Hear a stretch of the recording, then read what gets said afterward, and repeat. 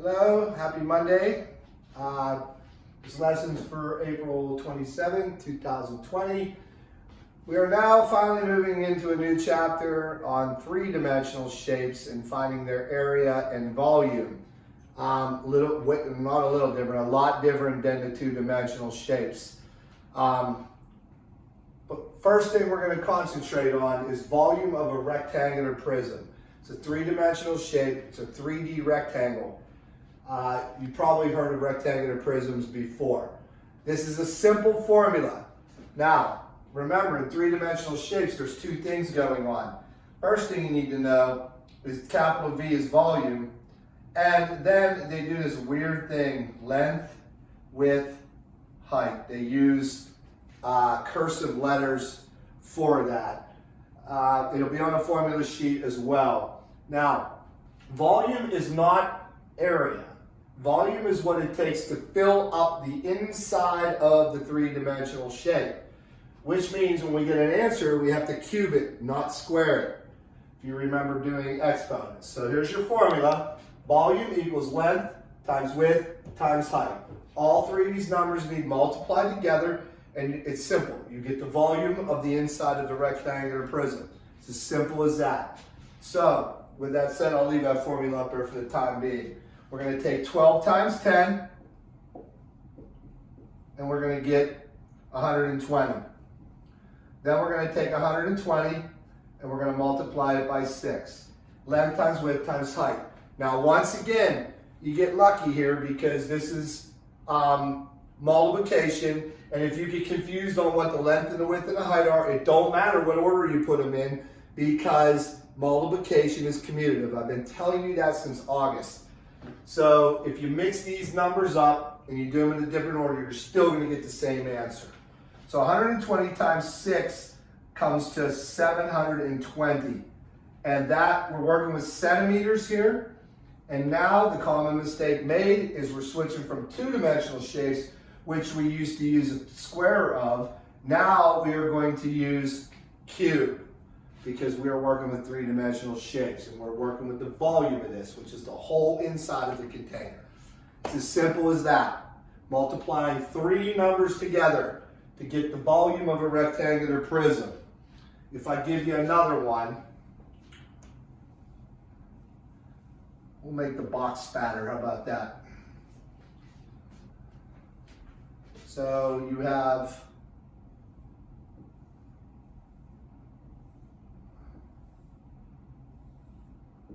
not the best at drawing these, but you'll get the gist. All right, so we got a box again. And we got 4, 10, and 6. We'll say 4 feet, 10 feet, and 6 feet.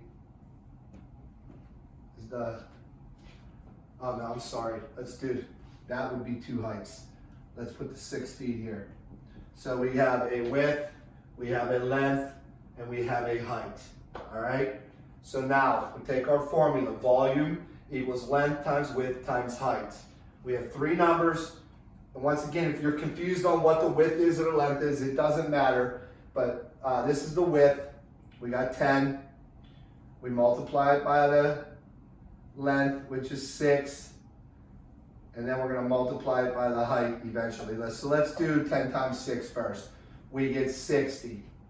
Then we're going to take the 60 and multiply it by the 4, which is the height, and that will come to 240. We're working with feet, so we'll put that, and we're working with cubes. So we have 240 feet cubed, or cubic feet, as they say. All right. Let's do one more, and let's make it a tricky one. And then I'll go on to the review part of the lesson. So I have my book home with me, so I'm able to use it. So let's see. They give you a picture of a cereal box. All right. And it looks like this. And they go like this. So the box is kind of facing you that way. All right, so then the top of the box is 8 inches. Then the height of the box is 12.5 inches. Here's our fractions, all right? And then the width of the box is 3¼ inches. So now we have to sit here and we have to multiply fractions, which is something you've done many, many times. So our formula, I'll put it up here so I can work. Volume equals length times width, and then I gotta get an H. I'm not used to writing in cursive. H for height. Okay, so let's do the two fractions first, even though the height's there. Okay, let's multiply the two fractions first. Remember what I said, any order for these three numbers.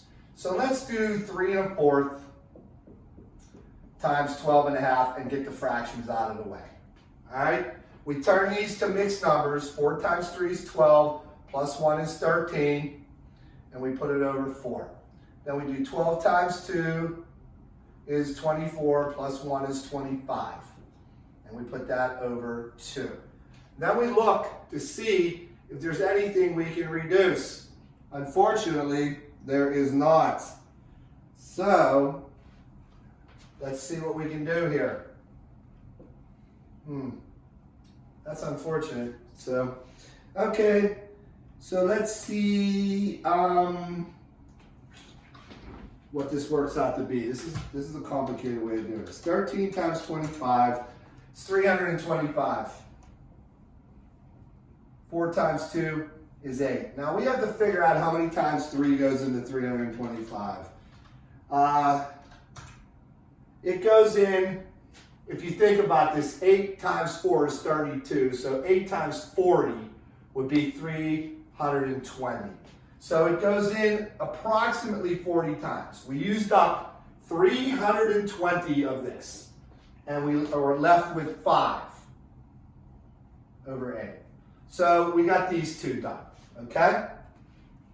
And now, I'm running out of room here. I got a small board. So we're going to take our answer, which is 40 5/8, which is the multiplication of these two together. And now we're going to multiply it by 8. So I'm going to put 8 over 1 right out of the gate. Then we're going to do 40 times 8, which is what? 320. We're going to make this go back. 325 over 8 times 8 over 1. This is beautiful. Guess what happens here? So we're going to take the 8s and cancel them out. 8 goes into 8 once, 8 goes into 8 once. 325 times 1 is 325 over 1. It solved itself. 325 inches cubed is the size of that box. That's a rougher one right there, right? You could multiply these in any order. You didn't have to take on the two fractions first. You could have did this times this, see how that worked out, and multiplied it. Either way, it would have been a tough problem. So, all right, so that's how you do this. Now you can freeze this and go back and look at what I did. That's the beauty of the video and me posting these to YouTube and not being live in the class. You get an opportunity to rewind these and see what I've done. So that's the lesson of or volume of a rectangular prism. We are going to review that tomorrow once Ms. Galt gives you homework, or Tuesday when Ms. Galt gives you homework for Monday. All right, so now we're done with that. There's always a review part of the lesson. We left off with addition and subtraction of decimals. Let's talk about multiplying. Let's get rid of this. Let's talk about multiplying decimals.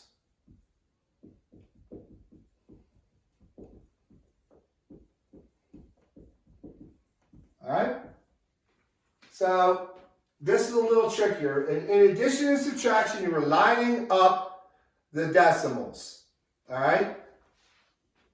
Now we are going to, I didn't spell multiplying right, did I? Is that why you're looking at me weird? Yeah, my girlfriend was giving me the evil eye. Multiplying decimals.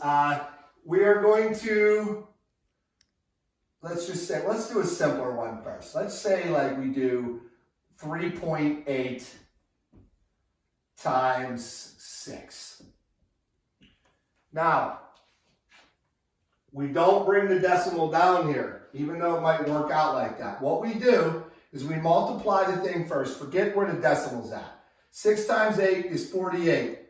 Bring the 4 up here. 6 times 3 is 18, plus 4 is 22. We count how many spaces over the decimal goes. In this case, the decimal goes over 1 space. So we come down here and we put the decimal right there. Now that's a simple one. What happens when you got to multiply 2 of them together? Let's just say, let's take it a step further and say 4.88 times 3.2. Look, the decimals aren't lined up. They're not going to. Forget about lining them up. It don't work in multiplication. Forget the decimals there for the time being and multiply it like they didn't exist. 2 times 8 is 16. 2 times 8 is 16 plus 1 is 17. 2 times 4 is 8 plus 1 is 9. And x is 0. That's how I do it. You guys do it differently sometimes. Then get rid of these and do the next number. 3 times 8 is 24. 3 times 8 is 24 plus 2 is 26. 3 times 4 is 12 plus 2 is 14. Okay? Now you have to count both of these. 1, 2 spaces over here, 3 spaces here. So that makes 3. 1, 2 plus 1 is 3. Well, we're going to get back to that. Let's add this up first. 6, 11, 16, 5, 1. Now we got to put our decimal in. I already told you. It's 1, 2, 3. 1, 2, 3. It would go right there. And that's how you find the answer to that problem. All right? Notice nothing lines up. It's not going to. And that's just the way you do it. So we'll do one more. And this should be a review for you. I did this back in, who knows, probably September sometime. All right, say we got 51.25, and we'll multiply it by 1.2. Okay? All right, they're not lined up. They're not going to be. 5 times 2, or 2 times 5 is 10. Carry the 1. 2 times 2 is 4 plus 1 is 5. 2 times 1 is 2. 2 times 5 is 10. Okay? Then you annex a 0 because we're moving to the second number. 1 times 5 is 5. 1 times 2 is 2. 1 times 1 is 1. 1 times 5 is 5. Make sure you're lining your numbers up. If you don't line them up, it's going to get very confusing. 0 plus 0 is 0. 5 plus 5 is 10. Carry the 1. 2 plus 2 plus 1 is 5. 0 plus 1 is 1. 5 plus 1 is 6. Now we count how many decimal spaces over each of these are. 1, 2. There's 2 there. 1 here. How many is that all together? 3. 1, 2, 3. Boom. And done. All right? All right, well, that is the start of this. So I don't want to take up too much of your time. I want you guys to just catch the gist of this. You need to be watching these videos moving forward. We're in new material now for the geometry part of it with 3-dimensional shapes. And I got a doozy of a lesson coming up for you down the road here when we do surface area of a rectangular prism. There was a lot of questions about Alex. You're going to do Alex on Fridays. And we're going to use that as a catch-up day, basically, to grade everything and make sure people are turning everything in. I also posted on the Google Classroom that as of April 30th, I'm going to put zeros in spots where people have not turned in stuff. There are, as of now, 3 exit tickets and 1 quiz. So there's going to be 4 assignments posted in Skyward. There's 3 already posted. You need to go back. They're still open. Go back. They're under the stream in the Google Classroom. Go find where Ms. Gall posted them. If you did not do them, you need to. There's probably 15 people that have not done them yet. So it's impressive how many people have done them. And it's open to the 30th, which is Thursday. So after that, if you haven't done it, I'll put a 0 in. But if you come back and make it up, I'll change it. But if you don't, it remains a 0. I'm trying to be as lenient as possible. I know we're working from home, but you still need to be held accountable for the work that we're doing. So I have to grade it. So grades are in there, and I'll continue to update the grades. Today I'll work on that as well. On Monday, you'll see me update the grades as we go along. But the Alex thing on Fridays, Ms. Gall, pay attention to what I'm saying. Ms. Gall has posted all the usernames and all the passwords on the stream on the Google Classroom. Go find where she posted it, click on it, and find your name with your username and password. Even after she posted that, we're getting way too many people sending us messages from the Google Classroom saying, I don't know my username and I don't use my password. I don't know my password. Well, you can find it pretty easy if you read the stream, okay? Maybe you didn't know it was posted, but you need to look through that stuff first and find it before you email us or get to us and ask us where the stuff's at. It's out there, all right? We don't mind helping, but you got to help yourself too, all right, from home. Okay, so Ms. Gall's going to post a homework assignment. After I post my YouTube video, it'll be on volume of a rectangular prism, and it'll be on multiplying decimals. All right, so just do the assignment, and that's all you'll have to do for Monday, April 27th, is the assignment that she gives you. The exit ticket will not be until Tuesday. All right, I'll post this out there, and please be watching them, because if you don't watch them and you don't know what to do, I can't help you, okay? I'm trying to teach from home here. I'm not in the classroom. All right, have a good day. I will see you Tuesday. Bye.